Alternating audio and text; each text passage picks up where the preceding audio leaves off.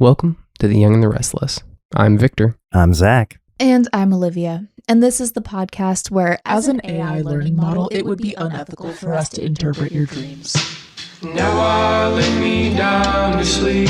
I dreamt I had a soul to keep. And if I die before I wake, will that dream just go on for its own sake?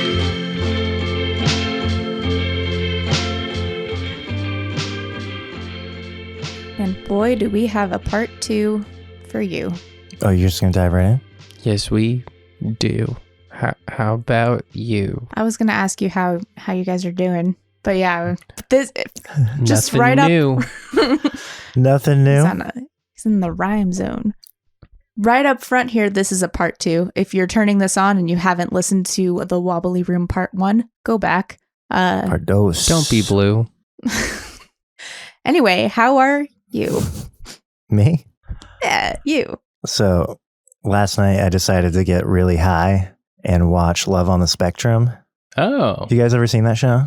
Yeah. a little bit. Yeah, it's a good show. I enjoy it. It's heartwarming.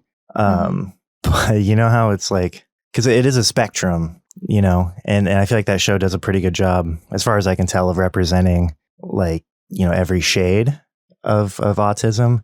But last night, like after like halfway through the second episode, I was like thinking, man, it feels like everybody has the exact same diagnosis this season.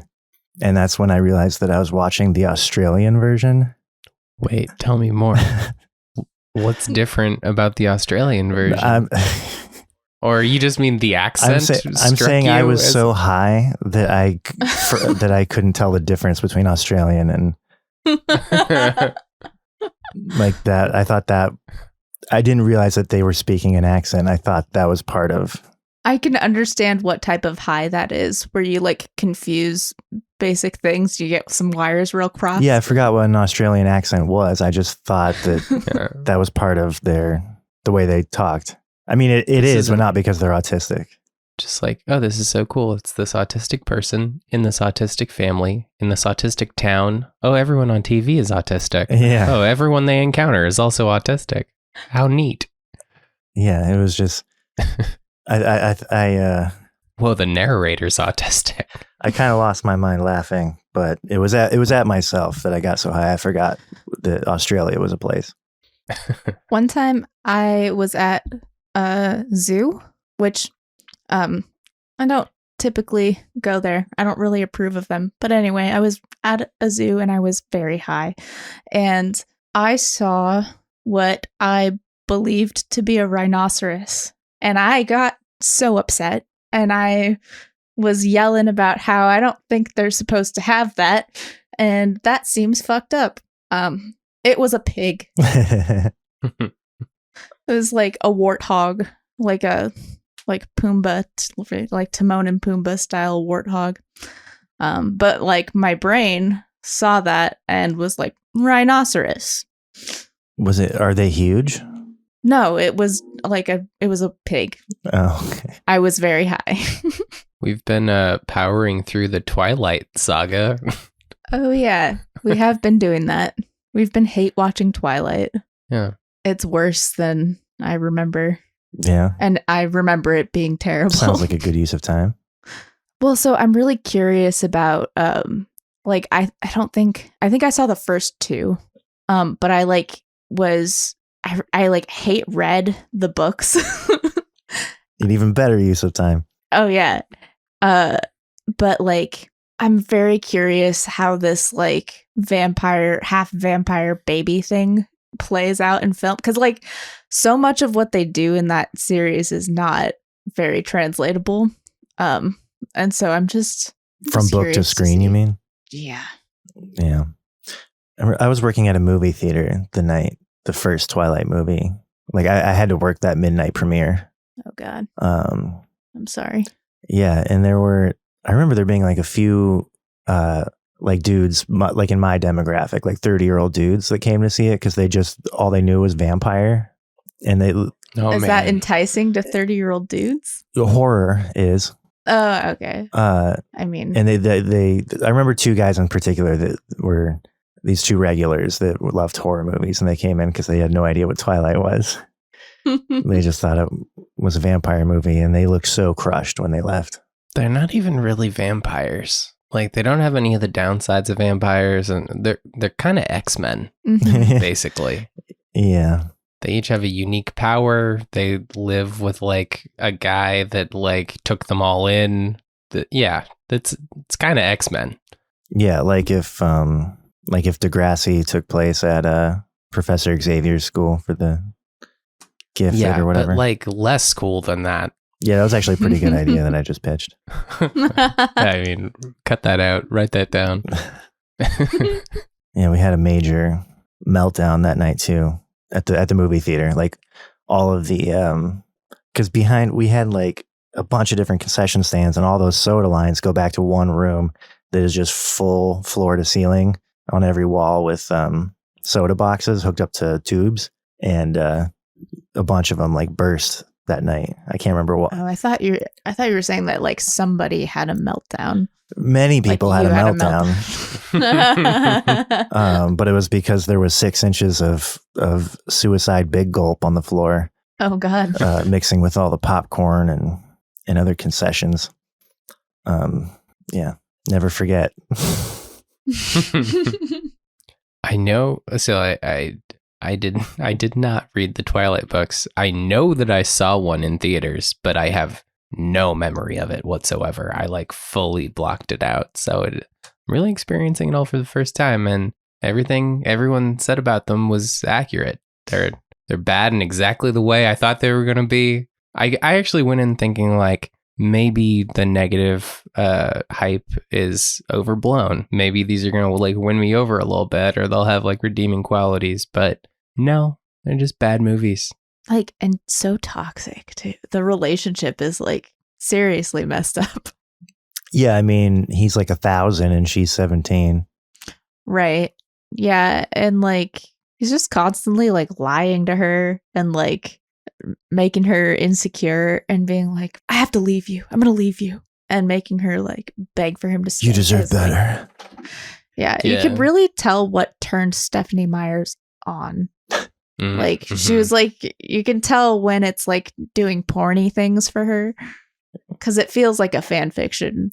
Yeah, one then didn't do porny things for the author of 50 Shades of Grey.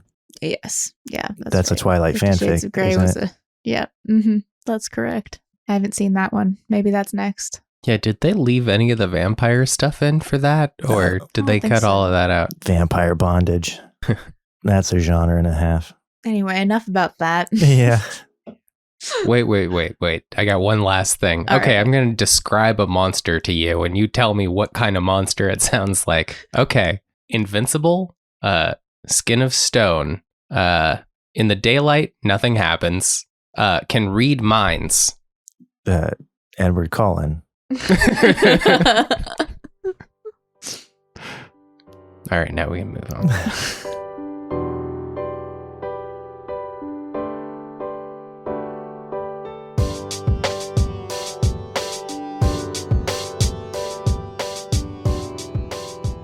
So, if you listened to the part 1 of this 2-part series, what would you call it?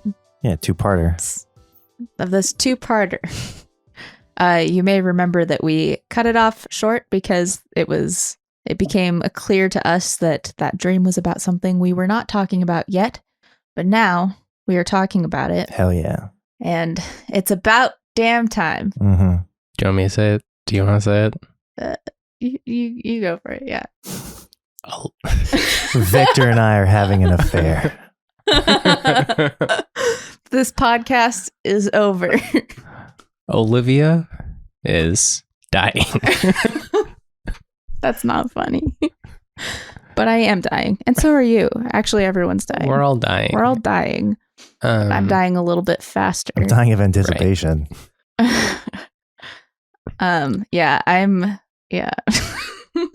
Olivia's pregnant. Olivia's pregnant, and she's been pregnant for a little while. and it's been really hard to do dreams because obviously they're all about that. So Now we can talk about it. Yep. now we can talk about it. So we're out of the Adderall era and we're into the pregnant era. Yeah. We're out of the era where all my dreams are about, do I want to have kids?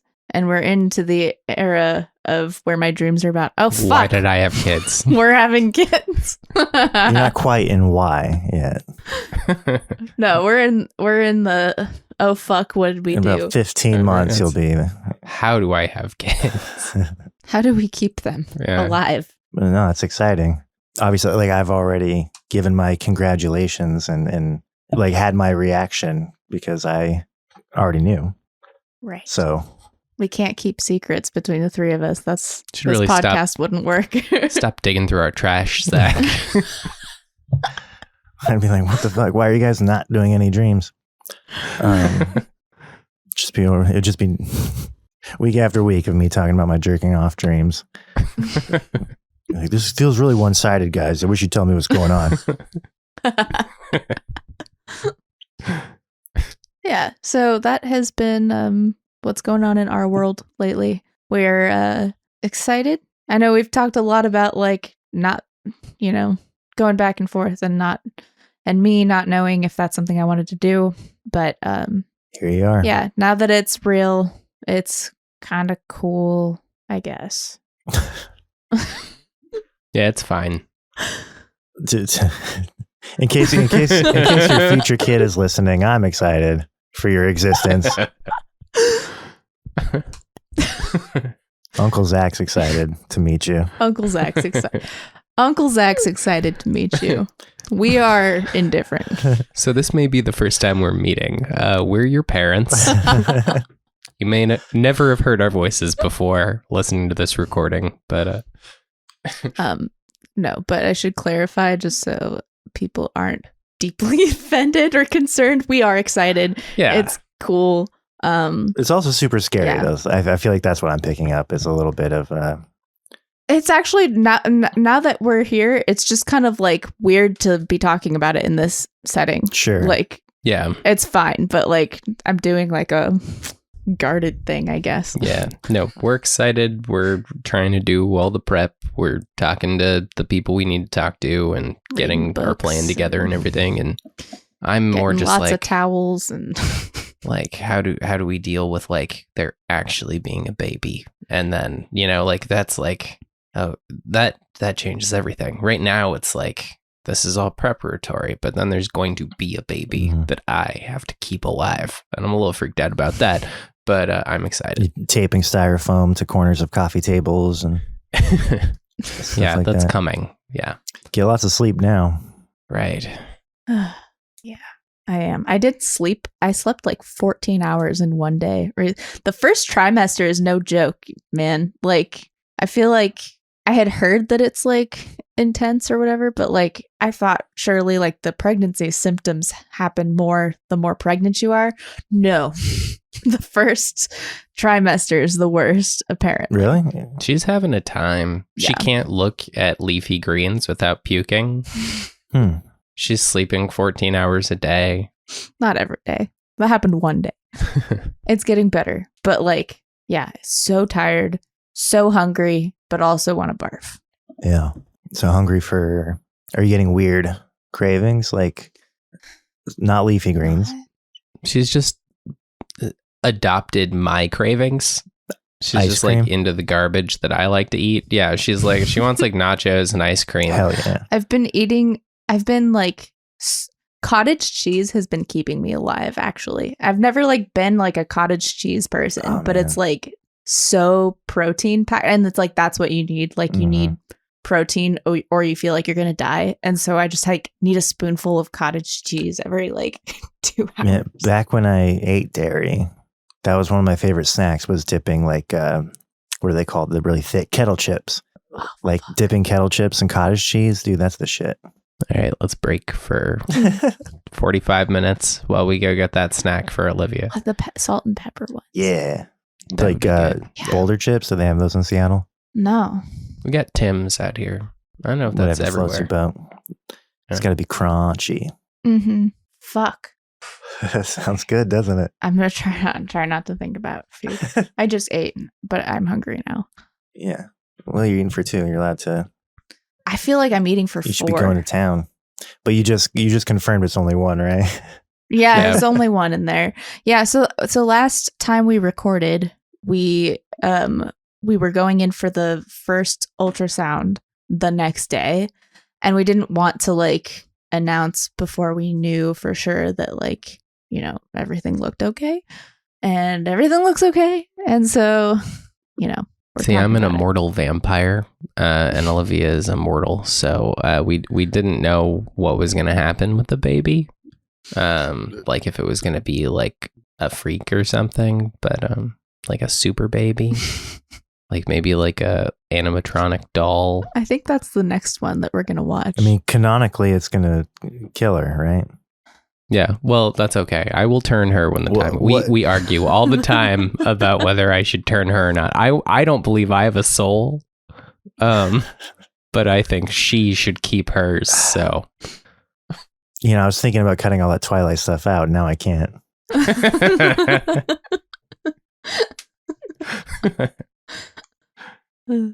But yeah, so that's what the Wobbly Room dream was about. That's what the That is what the Wobbly Room dream is about.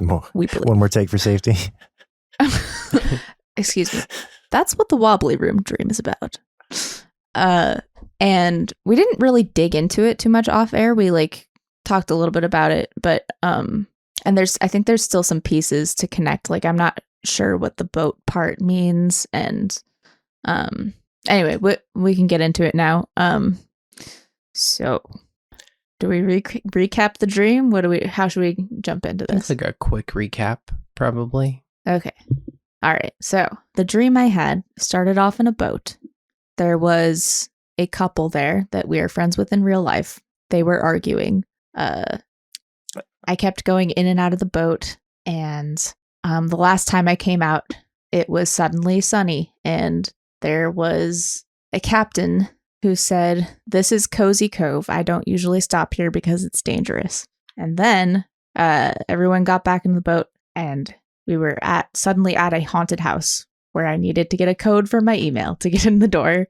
And there was a curated music to the taste of the people who were in the group with me. And we were going through the haunted house. It was a little spooky. And at the end was this wobbly room where you felt the wobbles deep in your core, not like a mushroom trip at all. Okay, good way to preempt that. And there was a woman there who was like the host, and she basically explained that the wobbliness was a new technology to make life more enjoyable. And then she had us all vacuum. It was super fun. And then everyone jerked off. And then we were getting tucked into beds. And I thought, this is a cult. Mm-hmm. And then the whole dream repeated because I have recently started retelling my dreams immediately after they happen while I'm still dreaming. And so I was telling the whole thing over again to somebody. There were only a few key differences. One was that there were sharks in Cozy Cove. And then there were 2 boats of people. And then when we got to the haunted house, I was in a new group. I was in a group with people that I recognized, and they were really scared. And I felt responsible for them having a good time. Like I had dragged them to this haunted house, and I knew what was coming, and they were scared, and I felt responsible for that. And then at the end, when we got to the Wobbly Room, it ended differently. We just got there, and the host introduced herself as Earlia, Earlia, and then she complained that name is becoming more popular on the baby name charts. And I remember telling her, like, try being named Olivia, which is the #1 name and has been for like the last 3 years. And that was it in a nutshell. It's kind of hard to like briefly recap that because it's but no, detailed, the good memory. You hit like more of that than I thought you would, quicker than I thought you would. Well, I just edited the episode, and it also just came out That's true. today. this day that we are recording. So Yeah. that's what we're working with. And then when we were talking about it last time, Zach like sent us a chat and was like, I think I know what this is about. And we had to kind of stop the whole thing. Yeah. So if you want to get into that Well, a little bit. I don't remember specifically what I was thinking because I was responding in real time to the things we were talking about point by point. Right. And also, I don't know if you had already in your head come to that conclusion before I sent you that message. I had not. But here's the thing. So we did the Gestalt method to try and figure this one out. Right. And that was when it hit me. Yeah. So doing it from the perspective of the host, I had said like, oh, this is a cult. And like looking at it from that perspective was like one thing. But when I did the Gestalt method, it all was like very positive and warm and like, Yeah, because you had painted her as a cult leader. And I think we even compared her to Teal Swan, or I did. Teal Swan was brought up. No, I did. Yeah, because that was the feeling I got was, but that's me intellectualizing this dream, and then when I got into it from that other perspective. Yeah, I remember that was what really tipped me off, that it might be about that, because you talking from her perspective didn't feel cult leadery. It felt like motherly, right? And it felt like an endorsement of motherhood. Like it none of your answers to if I remember correctly, none of your answers to the questions were overtly about motherhood, but they all seemed very. No, it was all about like guiding, like, and taking care of the people that were going through the haunted house, and it was very nurturing. Yeah, like maternalistic. Yeah, and I think at one point, Victor, you were like, did this person have mommy energy? And I was like, no, I don't think so. What do you mean by that? And then like later, after we did the Gestalt method, I was like, oh, I see exactly what you meant when you asked that. Do you have the Gestalt notes, Zach? Not unless Google Chat saves them somewhere, because I typed them in the chat to you guys. Oh, that's okay. So maybe what we can do is we can go. I can remember them if you ask them again. I just listened to the episode. Yeah. Okay. Do you want to do that? If it's helpful, I can. I just need to see the questions. Yeah. Those are the questions. Okay, I don't remember exactly, but Okay. it was like my purpose is, it was either to like lead them or to show them. Some of them were like to show them the truth and that the truth is beautiful. To lead them home was also one of them. I think that was the first two, perhaps. My biggest fear was losing them. I love showing them the light. I hate nothing. I didn't feel anything for that. Right. And then I wish to create a better place. Those were the answers that I gave. I don't know which one was the first and which one was the second, but they were. That all rings a bell. Those two. Yeah. Okay. So with that context, maybe we run back through the dream, but with like it being about motherhood being like the key. Yeah. To see if it kind of comes together from that perspective. Yeah. And I do think like at the time when we were recording this, I was really interested in the repeating the dream thing, but that is since emerged as like a thing that's happening a lot in your dreams. So maybe that's kind of a red herring as far as like looking for meaning there. It might be. I do think it has something to do with doing this podcast. Yeah, that makes sense. But so the thing that was interesting to me about the repetition here was that the second rendition of this dream was me trying to recreate an experience that I had for other people. I was trying to like facilitate my experience for them. And so like, to me, that feels like trying to like, something about that feels like trying to like bring other people along on this trajectory a little bit, like because misery loves company. No, but like because it's like a huge thing that is going to change how I'm able to relate to other people.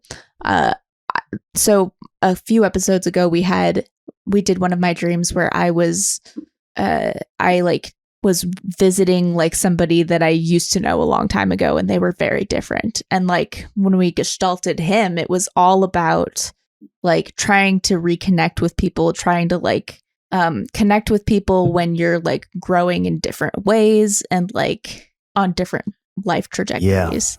And I felt like that dream was about being pregnant, but we were able to kind of connect it to some other stuff. Yeah, I couldn't say it at the time, but yeah, I think that, but that is that's a like, universal part of growing up.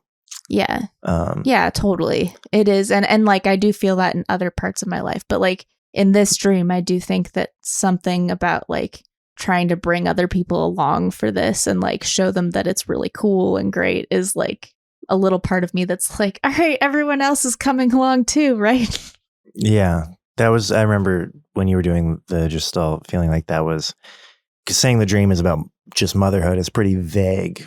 I remember feeling like, and obviously we didn't get to talk about it, but specifically what about motherhood this was about was a shift in feelings was my guess, or what I would have talked about. Could we talk about it? Because, at some point early on when all your dreams were about, do I want to have kids? I remember you didn't overtly compare like parenthood to being in a cult, but I did. Yeah, I actually did. Oh, you did? Okay. That's where I got that then. But so it seems apropos that this would be a cult leader that you're then embodying. And it's like, now that I'm on this side of it, I want people to understand that it's what it's like or. Yeah. Something you said resonated, like that it's about a shift in feeling.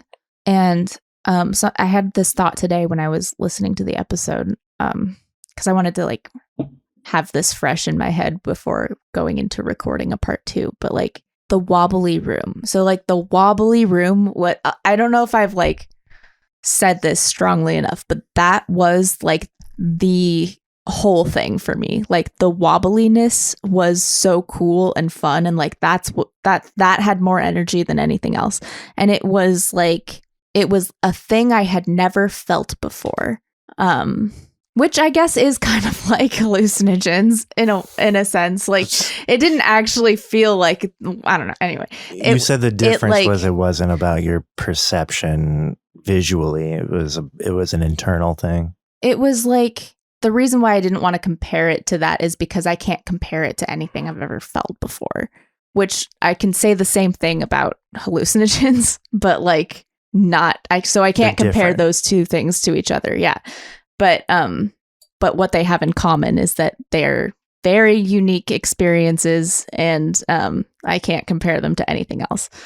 So like that to me felt like it was kind of like a shift in perspective, right? Like seeing and feeling something totally new and foreign, and like the euphoria of that was so intense.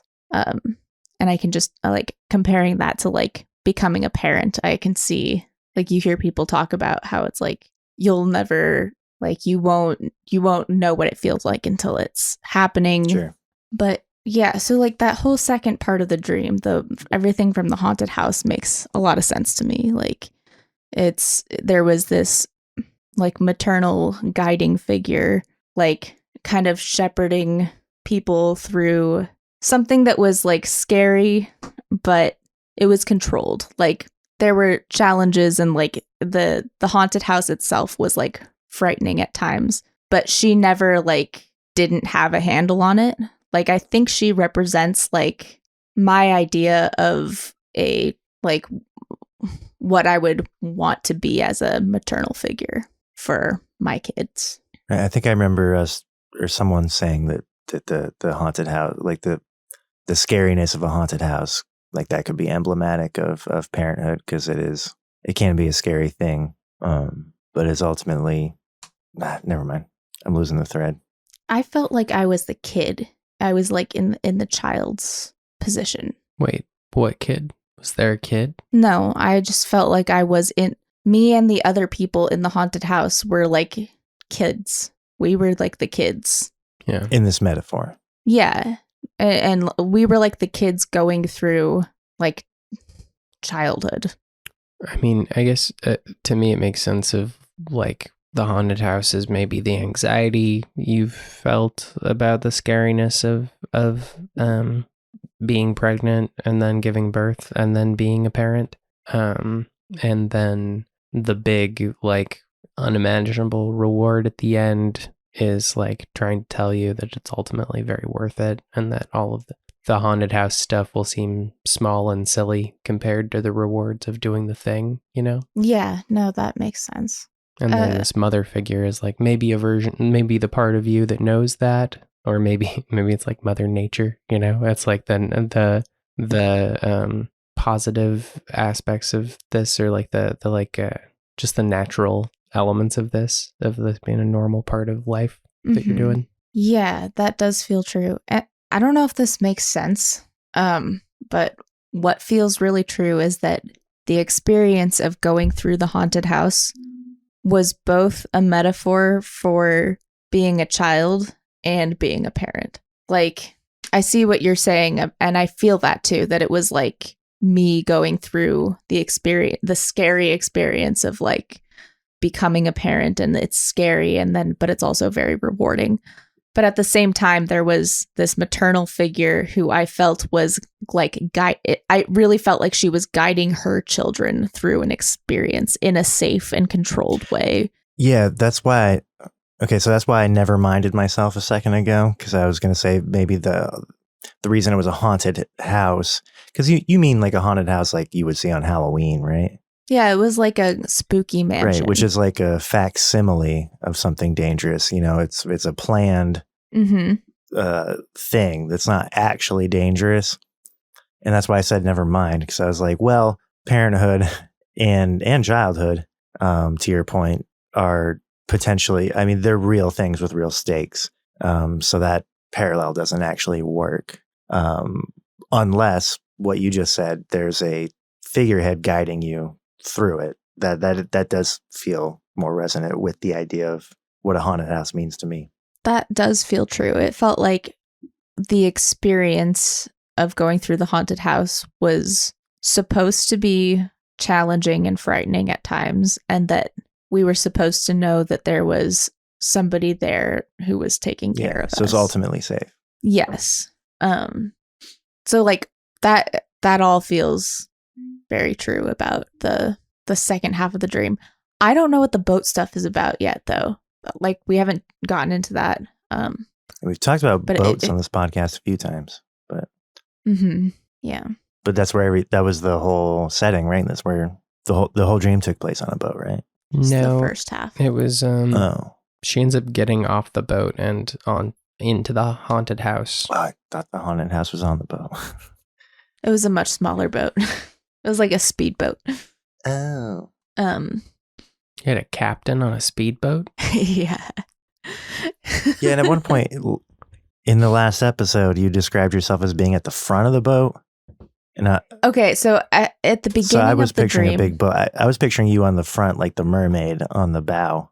Yeah, I was on the bow, but it was like, you ever see like a bow rider, like where it's like there's seats in the front of the boat, like in front of the windshield. Yeah, it was like that.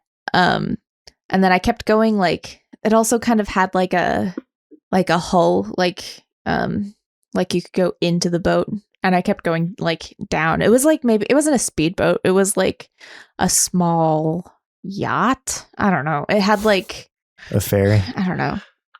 No, it was like someone's personal boat. It was like I was going into an area where there was like one bed and then coming back out onto the bow. Anyway, yeah, it was a small boat.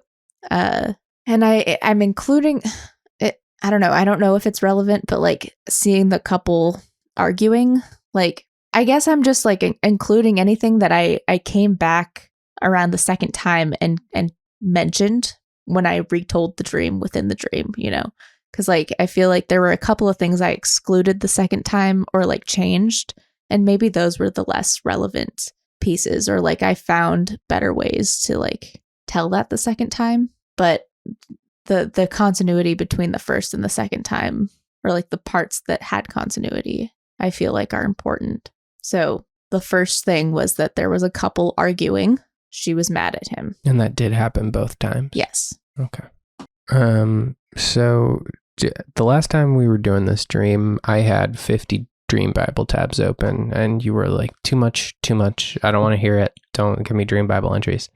So do you want me to do Dream Bible stuff, or should we not? We can. I just think I wanted to. I don't like piecing a huge dream together by doing it that way. But once we have a little bit of a key now, and so I think looking at those through the lens of it being about motherhood is a good way to approach it. Cool. So just tell me what you want me to look for, and I'll pull stuff up. I guess let's start with boat. To dream of a boat represents your ability to cope with negative emotions or deal with negative situations, how you're navigating negativity in your life, your method of confronting problems or getting through difficult problems safely avoiding troubling situations. Then it says consider the condition of the water. Alternatively, a boat may reflect your readiness to confront problems or deal with negative aspects of yourself. That's all we got. We got sinking boat. We've got missing a boat. That's Okay. boats. That's boats. Okay. Yeah, I'm not really connecting anything there. Yeah, so far we haven't connected to any negativity, although there was like an arguing couple, right? That's true. So maybe there's some negativity there. Okay. Yeah, we might come back to it. Yeah. We looked at sharks. Should I pull it up? Sure. Yeah, Okay. And those were only present in the second half, right? this is true. Sharks are terrifying vulnerabilities or feelings of impending doom. You may feel like you can't do anything except wait for a negative event to slowly ruin you. So more negativity. That feels like maybe like if we're going to connect that to parenthood, like the fear, right?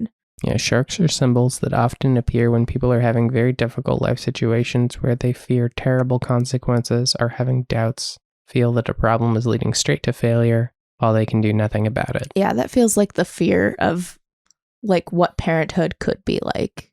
And You hear people talk negatively about having a new baby like all the time. Like there's so much negativity around that. Like it's hard not to absorb like you're never going to sleep again and like get used to like feeling like shit and going crazy.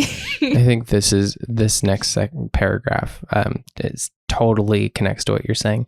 Sharks may also represent people or situations that you perceive to be relentless or that have no remorse.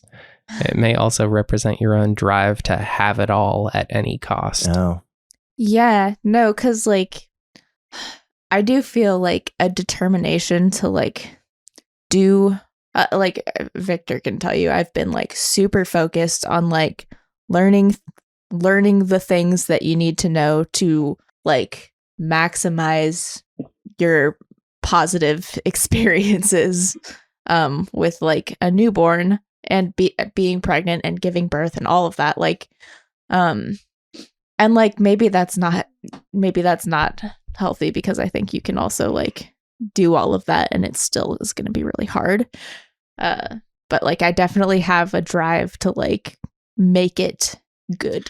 yeah. for us. When hard and good aren't mutually exclusive. That's true.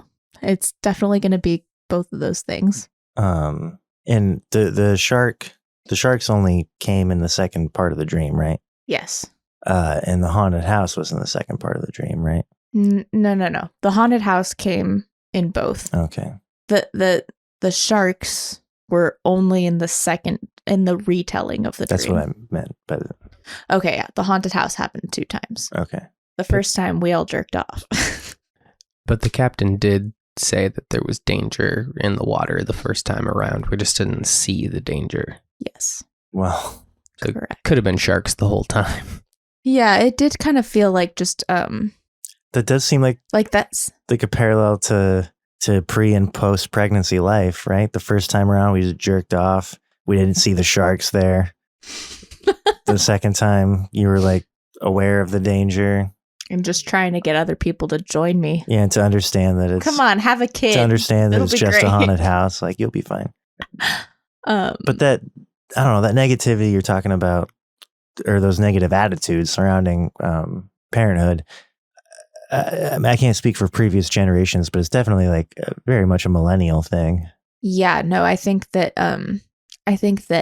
millennials are more honest about how difficult it is, and our like parents' generation are like, oh yeah, you won't sleep, but you know, it's so great, do it. Whereas millennials might be like, yeah, you know, not for me, and maybe not for you, and that's okay. Like, there's more acceptance in it being like a really difficult thing that is not for everybody, you know, which like that comes with negativity and like negative perceptions of it. It's just like less expected of everyone to do it, you know?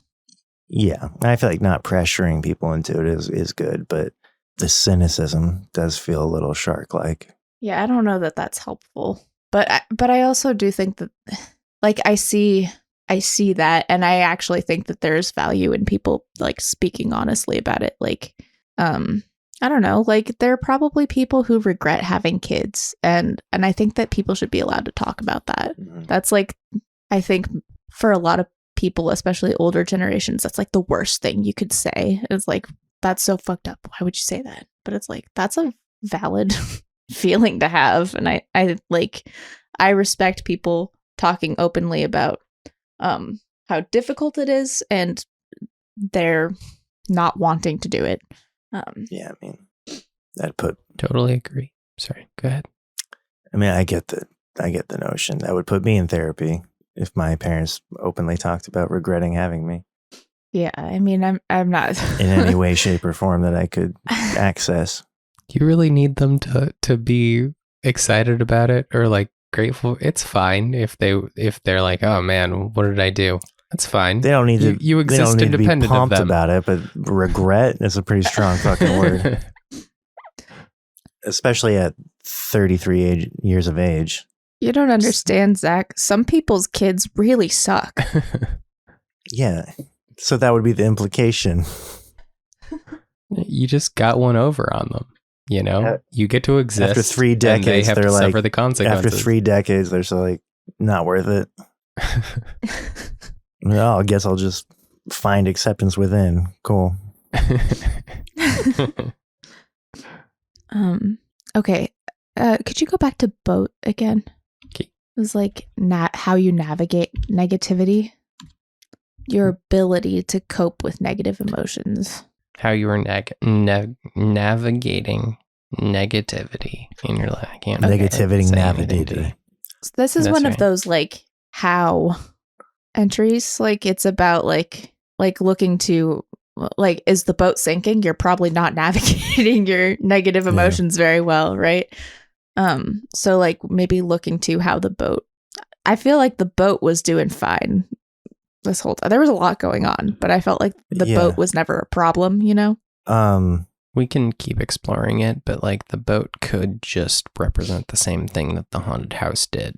Because dreams sometimes like take a couple different angles of trying to deliver the same message. And so like the anxiety of the shark infested waters could have just been like another way to represent the same thing as like the haunted house that had something positive at the end. Right. I guess I was wondering that because my trolley cult dream, that was also a 2-parter. I was wondering if this also maybe like followed the same trajectory in both. Yeah, because they both do feel like appropriate for a 2-parter. You know what I mean? Like they both have like a pivot point. You know, this one being when you told the dream within the dream to another person. Mm-hmm. And I'm having a hard time like connecting it all in a way where I can like defend this theory. But from where I'm sitting, it feels like a dream about the shift that happens when you realize that you are like, this is going to happen for you guys. Mm-hmm. You know what I mean? The first round of the dream being about the pre-impending parenthood life, and then the second part of the dream being about the impending parenthood life. Oh, I think you're totally right. Sure, because you said there were boats that left, right? And so it's like you were in the water. The second time around, you chose to go ashore and go into the haunted house. You just lost that part the first time around, right? So it's like the water would be like where you're at before you decide to have kids. Yeah. The haunted house is like you're on the track of actually being pregnant and deciding that you want to have a family. Mhm. And then there's the reward at the end or whatever. Yeah. Yeah, no, I think that's it. And there's this mother figure sort of guiding you through the whole thing. Yeah. And then the retelling of it is like the whole time I was retelling this dream was like I knew exactly where it was going, and I was trying to like show these other people that it was okay. And that's what I said in the Gestalt method, was like to show them the light, to like show them the truth, and that the truth is beautiful. I was doing the cult leader thing the second time. Yes. And so it's like maybe reaching a point of acceptance of like realizing that you are happy that you've made this decision, Mhm. and that like you have no regrets or no hesitation about us like going down this road. Yeah. That feels totally 100% true. Yes. Cracked it. I'm really glad that landed, because that makes this like the perfect like dream for you to have like announced your pregnancy, or the perfect episode to have announced it on, because you've been dreaming about it for a minute, you know. Yeah. And we've just been definitely. connecting it to other things, or being like, I wonder what that's about. Right. You know, which we can bring some of those up and like maybe retroactively crack them. But this seems like, you know, knowing what those were about, this one seems like a good one to actually land it on. Mm-hmm. Yeah, it's kind of perfect. Cool. Where do your dreams come from? And what do they really mean? What do they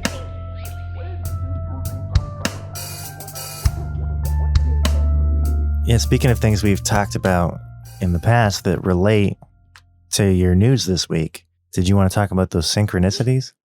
Oh, yeah. Yeah, should we recap that for people? Yeah. Okay. So let me It's see an interesting if I can story. give. Like, Let me see if I can give like. It's interesting that it ended the way it did. yeah, I can't remember what we said about it on the pod.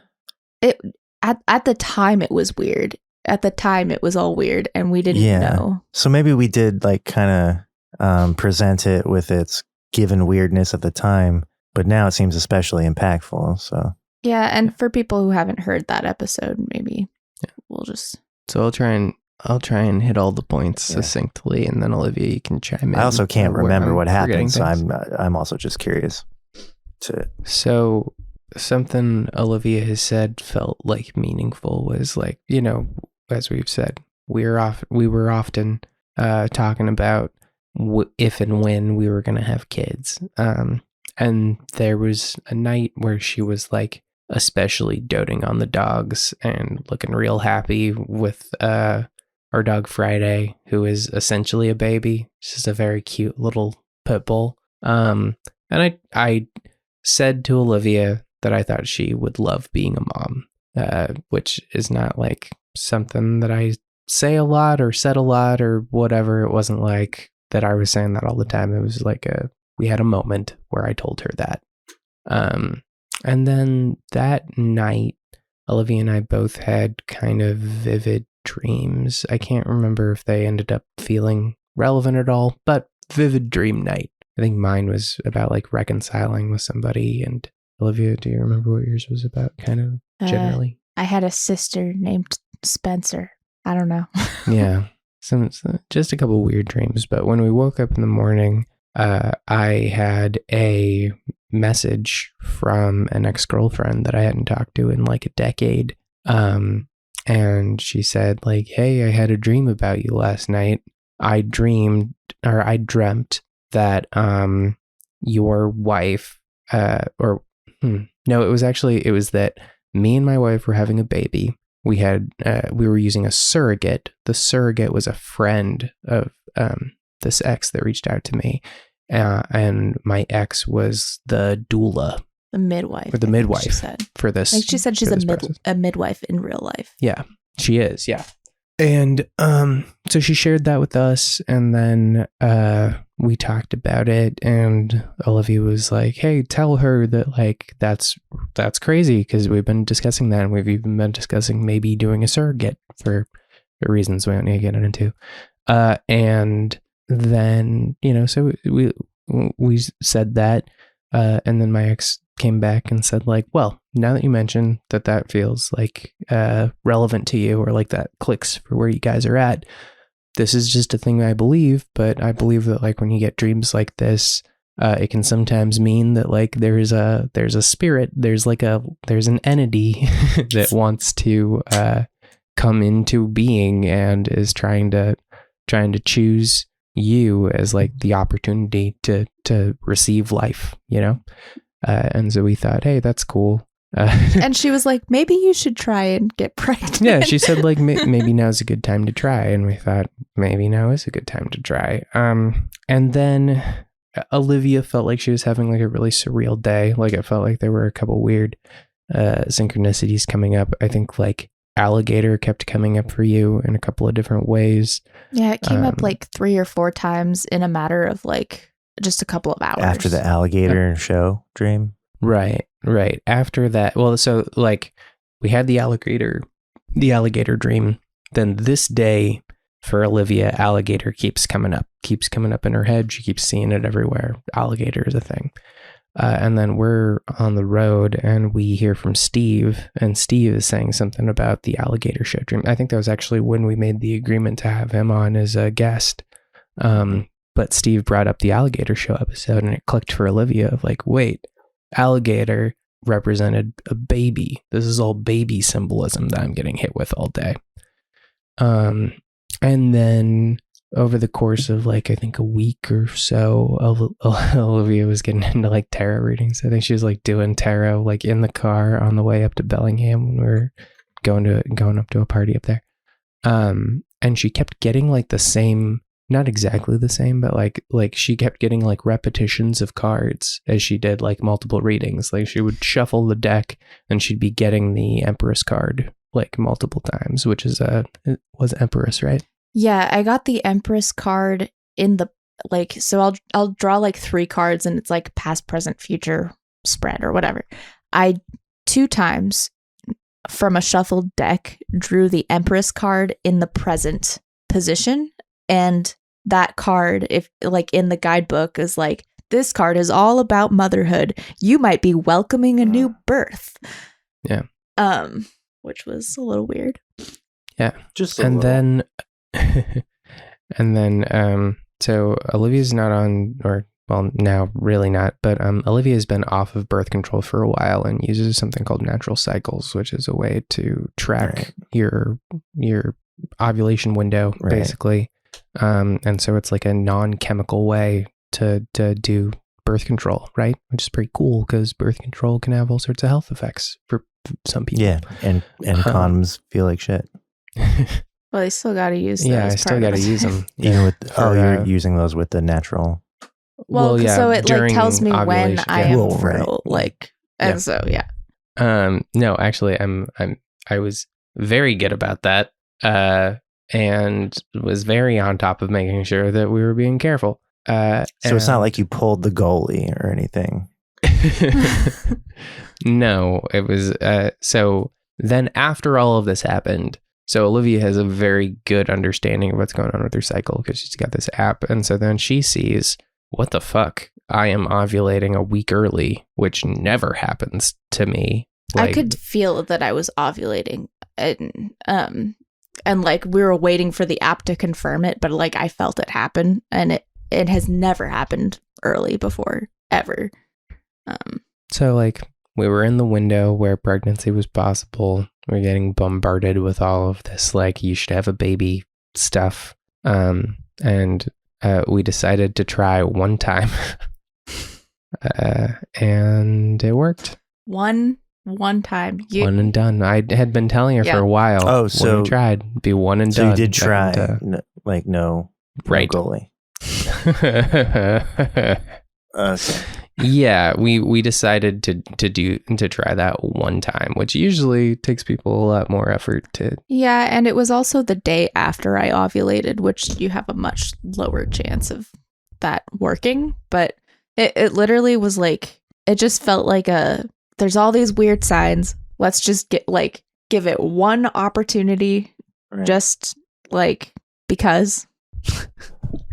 And Yeah, so it's not like a miracle baby or anything, but like there was some interesting stuff happening, pointing us in that direction, and then we tried it and it worked. So now we're gonna see what kind of weird cosmic baby we end up with. We're gonna come out like, I have a message for you from the future. it's gonna be one of those kids that's like was on the Titanic, Right? Yeah. Oh yeah, he's gonna like Zach. Yeah. me. Yeah, you're one of those. You're one of those Wait. toddlers where everything was new yet strangely familiar. Yeah, What do you mean? you told us a whole thing about you being a ghost baby. Oh yeah. You forget about it all the time, but we'll never forget. I'll never You're a forget that. goddamn ghost baby. I don't remember what I said. You said that when you were a 3-year-old, you saw like a photograph of your like great. Oh yeah, my great Uncle. grandfather's sibling who died. Yeah, and you were all like, freaked that's out. me. And it like looked just like yeah, you. and it freaked me Yeah, out and and- it made me cry and get a nosebleed. Oh. And then you were talking about childhood, and you were like, I think all kids feel like everything around them feels like vaguely familiar, new, yet somehow Oh, like right. you've experienced Okay, it before. now And I was like, Zach, that's not universal. I remember this conversation. Yeah, because I've continued to go about life thinking that is universal, and that's why I forgot. I don't think That's why I so. forgot this conversation. Yeah, no, yeah, I do remember childhood being like, here we go again. Like, See, that's what I'm talking about. Remember this. Commit this to memory. yeah, You have a message for I- someone or something. like if I'm reincarnated from that kid, I mean, that kid died at like, I don't know, like 2. So like that was, I mean, that actually would explain a lot. Yeah. Because it was up until like, I don't know. After I exited the toddler years, then shit started to feel new. But Okay, so write all this down, please. and when I get too high, like the couple times I've done edibles, that's what it feels like. It feels like being a toddler again and being like this close to death. Huh. Being this close to birth and being this close to death, I feel like are the same feeling. Huh. Goddamn ghost I baby. don't know if I'm making any sense. You're a ghost baby. I'm Yeah. on like my 3rd beer. You're making sense, but also you're like a compelling case for reincarnation. I just think it's all fluid, man. Life, death. I mean, what are the boundaries, really? Right. It's I don't know. I'm very interested in that kind of stuff, but also terrified by it. So I don't know how to explore it. Yeah. I think other people. I have one living inside me right now, so that's a little terrifying. Yeah. Well, I'll ask them when they come out.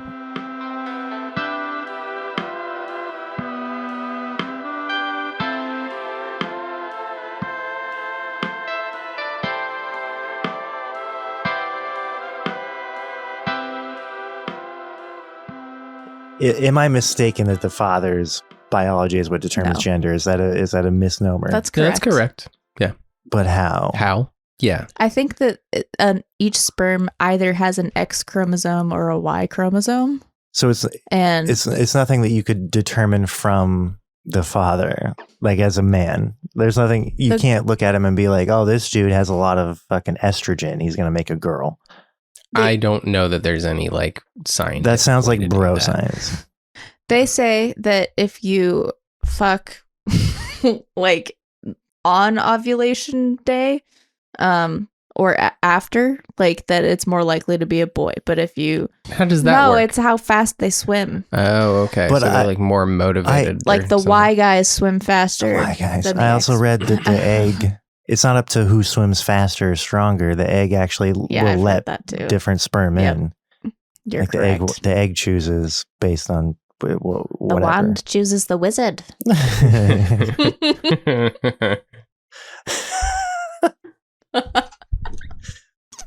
It's a sorting hat situation. It's like the egg Sorting is like sack. Bella, Here's a fun thing. and the egg is trying to choose between the different. You're trying to go back to options. Twilight Like right you now? got the Edward sperm, but then you've got the We got a Harry Potter other thing guy. going on, and you're forcing a Twilight thing. yes. Victor's a Twilight guy It's now. Twilight. It's been like 8 hours on Twilight this week. All right, it's in my brain. I get to talk about it. And now it has to be the intro. I thought I could have cut the previous thing. And now it's a main vein through the episode. Here's a fun thing you can say. If somebody corrects you, you know how that's annoying. Like when you say something mildly off and somebody's like, actually, and they correct you. Yeah, the well actually guys. Yeah. A fun thing you can say to those guys is, 10 points for Gryffindor. I've been doing that, and it's a lot of fun. I feel like you can only say that one time per person. Per person, yeah. Yeah. No? Yeah. Yeah. There's a lot of people like that in the world. There's a lot of Gryffindorks out there. Yeah. This feels right. What do you mean? I mean, I'm at peace, ready to go inside, smoke a little weed, and watch, New Moon or whatever the fuck it's called. We're on Breaking Dawn Part 1. New Moon. Ready to watch Blood Meridian or whatever. Before we kill it, though, I do think I'm going to cut the whole thing about Love on the Spectrum.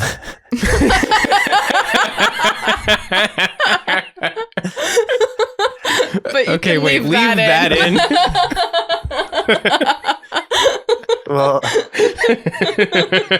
number one, I thought it was going to be funnier.